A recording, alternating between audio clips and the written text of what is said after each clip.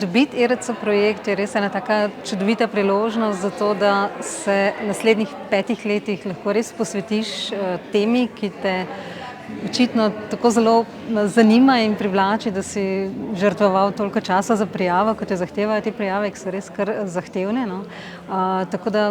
v bistvu se zelo veselim, da bom imela teh 5 let predvsem zato, da bom lahko raziskovala, sicer deloma še vedno tudi predavam na fakulteti ob tem, ampak vendarle, ne, da bo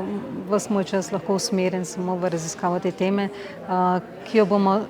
delali znotraj neke ekipe, a ne, to je to velika prednost, da si lahko ustvariš neko ekipo 10 ljudi v mojem primeru, a ne, s katerimi bomo sodelovali, ker seveda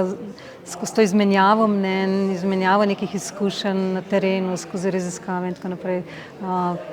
tukaj zares pride do nekih presežkov. Tema moje raziskave so mrtvi oziroma odnosi med živimi in mrtvimi, namreč če gledamo čisto zgodovinsko, ne, nekako od razsvetljenstva dalje je nekakšna ta naša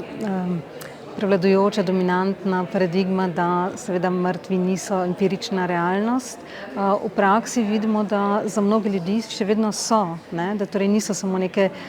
psihične, mentalne entitete ali pa neki simboli, metafore, kakor so jih tudi v znanosti največkrat so jih raziskovali, a ne, ampak da za mnoge ljudi dejansko pomenijo en pomemben vidik njihovega življenja, a ne, tako da bomo raziskovali v bistvu, na kakšen način mrtvi vplivajo na življenje živih, kakšno vlogo imajo v njihovih življenjih, torej kaj pomenijo za njihova življenja znotraj nekih torej specifičnih socialnih, kulturnih in političnih kontekstov.